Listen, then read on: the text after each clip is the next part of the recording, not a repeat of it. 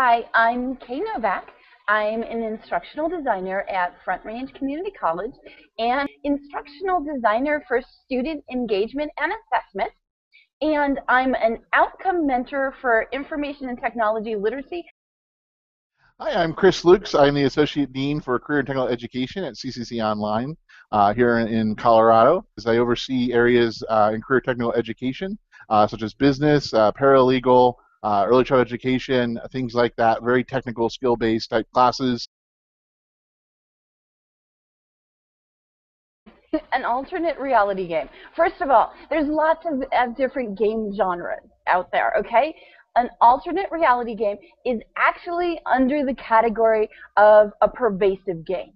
And a pervasive game is a game that doesn't have you situated in a simulation or a virtual world or inside this magic circle that you can't get out of to play the game.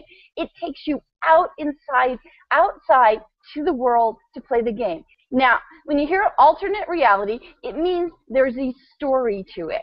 So there's a backstory and there's a narrative, and this narrative is interactive so that the person who is controlling the game can constantly add new parts to this game. So it's not static. It's something that can keep evolving along the way. Now, it usually has certain components. It usually starts with something that's a clue, or a trailhead, or straight from out of Alice in Wonderland, that rabbit hole, that clue or that mystery that gets you going and sets the students off. And actually, it's one of the best parts of instructional design that relates to alternate reality games. It's getting the students' attention. It's getting them curious. It's getting them excited. That's what an alternate reality game is. You have the students playing as themselves, but usually there's another component added to it. And usually this other component is, okay, maybe I'm working to help solve this mystery. Maybe I'm the chosen one or the chosen group, and we have to keep this a secret. But all the time, it's not playing it like it's a game. It's playing it like it matters, and it's important. And that's one of the great things, this role-playing aspect of it, because it allows the students to really get in there and really get into what's considered a thick simulation. The alternate reality games are really looking at games that basically utilize mostly mobile technology that allows students to travel not only around the campus but also out in the real world. So the advantages for someone like an educator is that you can actually place content. So if you're in art history class, you could actually send students to a local museum and they would travel around with their device and be able to access specific content for them that the instructors has created. So an alternate reality game usually has a beginning. That's a trailhead. It usually has multiple clues or puzzles that have to be solved along the way. And the cool thing about it when it comes to assessment is you can't move forward unless you solve that clue or mystery.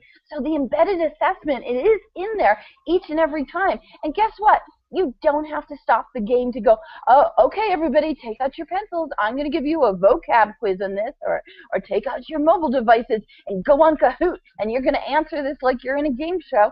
No, this alternative reality game allows this to be kind of like the stealth assessment that Valerie Schutte talks about when it comes to any kind of game.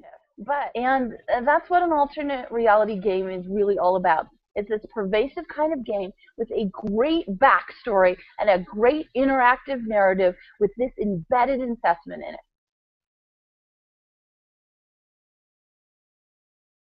So as far as why they're important to the classroom is really one of the things that alternate reality games really do well is they create an epistemic frame from David Schaefer's literature, where basically you're looking for different pieces within the game or different aspects of a game that really relate to whatever skill set you're trying to have the students learn or master. And so really what you're looking at is, so for instance, I teach business and accounting, and so an example is going into a game, not necessarily an alternate reality game, but a game like World of Warcraft, where we're looking at like the auction house, We're looking at how the economy works, how business works. You have buyers, you have sellers, you have an economy of sorts. There is competition for pricing.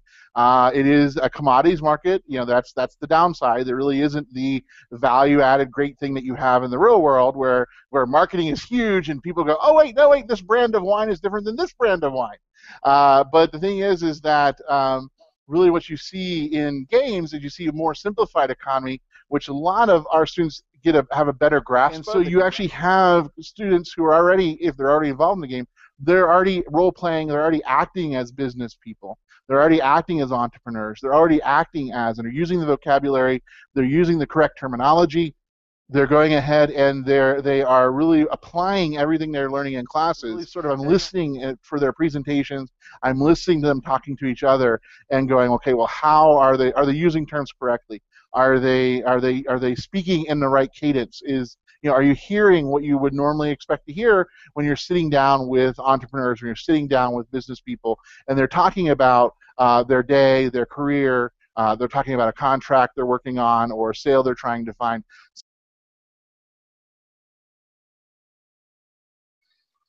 The student is doing this as themselves. They're not reading a narrative where they're reading about a character and reading about what's going through what the character is doing. Instead, it's involved with themselves. Motivating is it because it's authentic.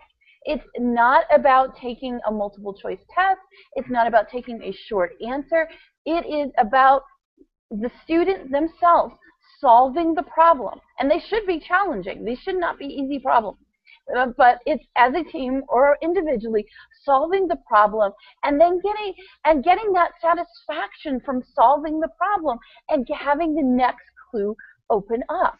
Because students in community colleges, we have students who are coming for transfer, and they understand they need to get really good grades in classes that apply to their degrees, and then they want to go ahead and go on. But then we have a lot of other students who are there actually for job-related skill sets. So there's a natural intrinsic value for them because they're actually going ahead and they're trying to, and the way we teach is we're trying to teach students in a way that they can actually learn and master concepts in every class that they can take back to the workplace the next day.